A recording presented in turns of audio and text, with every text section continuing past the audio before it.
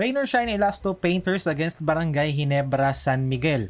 Grabe itong serye na to. Game 1 pa lang ang dami nang nangyari, di ba? These are the two of the best teams na natitira sa semifinals ng PBA. And nag-deliver agad sila. Grabe, ang daming big shots. Grabe yung mga pinakita na performances ng mga players. Parehas na import, especially Jalen Johnson. Grabe pinakita. Even Scottie Thompson nung dulo. And RJ Abarientos, di ba? Ang maaalala lang ng lahat, yung nasupalpal siya ni Mamu, which was a good play. Pero RJ played well. Clarito played well. Gian Mamuyak played well, diba? Walang Chongson ang Rain or Shine, and si Karakot bumalik na sa sarili niya sa normal na Andre Karakot. Pero nag-step up ang ibang players. Even si Mike Malonzo had a great game for Rain or Shine. So, itong game kasi na to for Rain or Shine, maraming nag-worry kasi, including myself, diba? Sabi ko nga, magiging madali for Ginebra kasi I don't think may sagot ang Rain or Shine kapag na-check yung unang atake nila. And I'm glad na they proved me wrong dito sa game 1. And nakita natin na Rain or Shine, kaya nilang manalo despite not having the greatest game. And yun yung kasi biggest weakness ng NLEX, yung sa kabilang serye, mabilis lang. For me kasi, ang definition ko ng playoff contender, kung kaya mong manalo kahit na pangit yung laro mo. Diba? Like TNT, Ginebra, is nung malakas ang San Miguel, and maybe other teams, like yung peak din ng Meralco noon, diba? With nung prime ni Chris Newsome, kahit pangit yung laro, kaya nilang manalo. And for Rain or Shine kasi laging struggle nila noon, kapag pangit yung laro nila, hindi nila kayang manalo eh.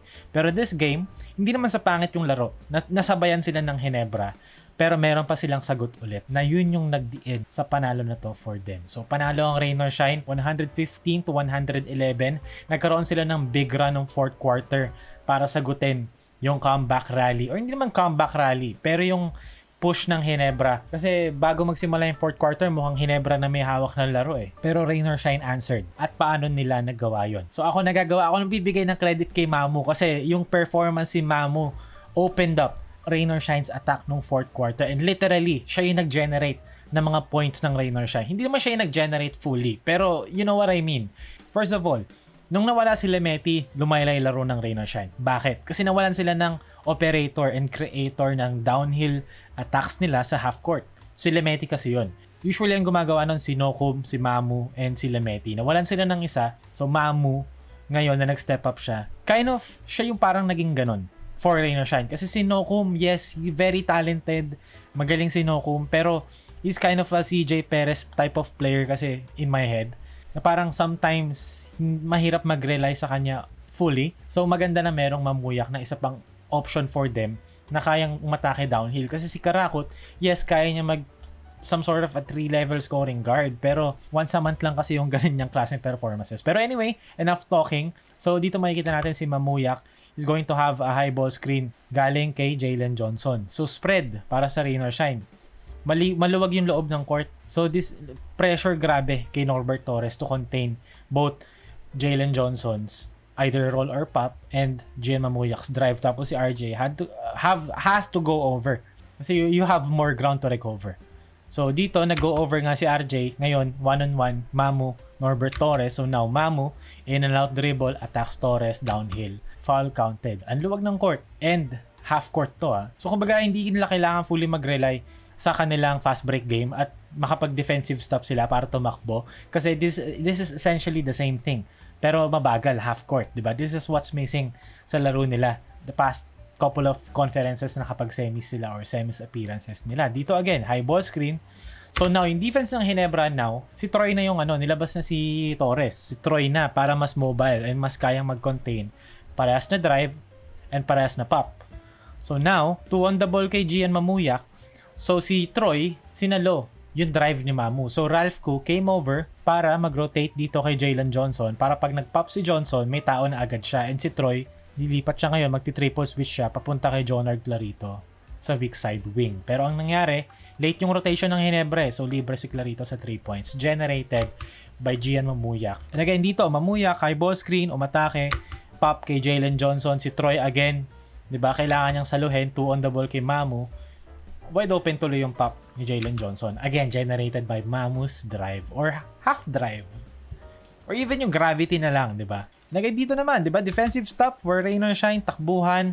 Hindi na nga takbuhan actually. This is just, secondary break na to eh.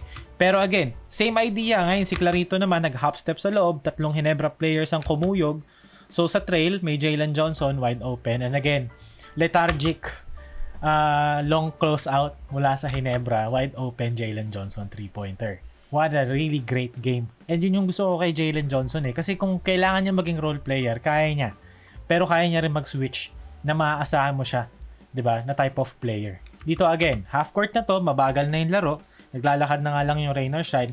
And ito yung kagandahan having Mamu. 'Di ba? Mabagal yung laro, pero meron silang Mamu na kaya mag-generate ng same looks na usually nakukuha nila sa fast-paced game nila. Again, dito, ginamit niya yung brush screen ni Jalen Johnson. Nag-pop si Jalen Johnson. So now, yung defense, late nang sumalo kay Gian Mamuyak sa drive. Kasi nag-worry na sila. Nakadalawa na. 3 at this point. Naka-4 na nga yata. Hindi, bago pala to yung 4-pointer ni Jalen. So naka-3 na si Jalen. Si JJ. So medyo nag-worry na silang saluin si Jalen Johnson dito. And libre ngayon si Mamu sa drive. Scottie Thompson had to come over all the way from the weak side corner. Na kung karating naman si Scottie on time, di ba, ang layo na ng closeout ni Brownlee kay Nocum sa extra pass. And Nocum, kung ma-closeoutan man siya ni Brownlee, extra pass to Malonzo, magro-rotate si RJ, extra pass to JJ, magro-rotate si Holt, extra pass to Clarito. So, you get the point. Dahil sa paint touch and sa gravity ni Gian Mamuyak driving to the paint. And again dito, super high ball screen, ultra high ball screen mula sa Rain or Shine. 2 on the ball kay Gian Mamuyak, pero ang ganda ng angle ni Mamu dito. Tignan nyo, makikita nyo, nasa side niya yung dalawang Ginebra players, walang nasa harap ni Mamu. Like, itong klaseng angle na ganito. Walang tao dito So straight line drive yan, literally, for Mamu. So kung ikaw yung Ginebra, you have to bring Troy Rosario over, or si Brownlee, kailangan makapaggawa siya rito ng malupit na recovery sa defense. So ayun, nag-come over si Troy Rosario ng bahagya. Si Brownlee, nakapag-recover din bahagya. Pero yung extra pass kasi ni Gian Mamuyak dito kay Jalen Johnson. Dahil nag-collapse na yung defense kay Mamu dito, it forced the 2 versus 1 kay Holt at kay Clarito sa side na to. So extra pass kay Clarito sa corner. Good brush screen from Malonzo. Wide open. Clarito 3-pointer. Dahil na-generate ng isang Mamuyak sa kanyang drive. And again dito, 'di ba? Naririnig ko nga sa broadcast bago tong clip na to. Sinasabi ni Yeng Giao, Mamu. So talagang gusto niya nasa kamay ni Mamu para sa isang high ball screen. Nag-blitz naman ng Ginebra. Hindi pala blitz. Nag-show dito si Troy Rosario. Parang show and recover 'yan. Mag-show si Troy to delay Mamu, and then magpapakita ulit si Scottie Thompson dito. This is what you call show and recover. Ginagawa nila yung with C-stand noon. Pero late na si recover si Scottie Thompson So another straight line drive for Mamu. Pero dahil may Nocum dito sa ilalim na nakaharang and may Brownlee dito sa paint, libre naman sa mid-range, pull up na lang. And basically, no contest from Scottie. Too late. Dahil sa solid screen din ni JJ. And yun yung maganda sa performance ni Mamuyak. Kasi nung nahirapan na yung Rain or Shine, makahanap ng kanilang flow. Dahil yung Ginebra nakakapag-execute and Ginebra maganda ang laro.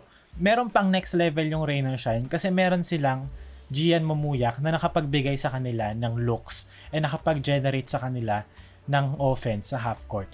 Na all throughout the elimination, sa mga dinami-dami ng videos ko about sa Rain or Shine, lagi kong hinihiling na mangyari for them. Kasi ito laging sakit nila And I hope, diba, they continue this kind of performances. Kasi yung Ginebra played well pero merong mga konting kulang. Especially Stephen Holt.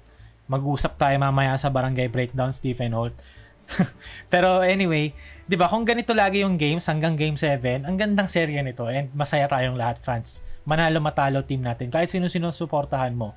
Even if matalo yung Ginebra, at least Rain or Shine nasa finals. And maganda ang kanilang practice kung TNT man ang makakatapat nila sa finals. E kung Ginebra man makapunta sa finals, another rematch against Bol Bol, not RHJ this time. And Rain or Shine gets a lot of experience. So kahit sino, maganda para sa liga, maganda para sa fans.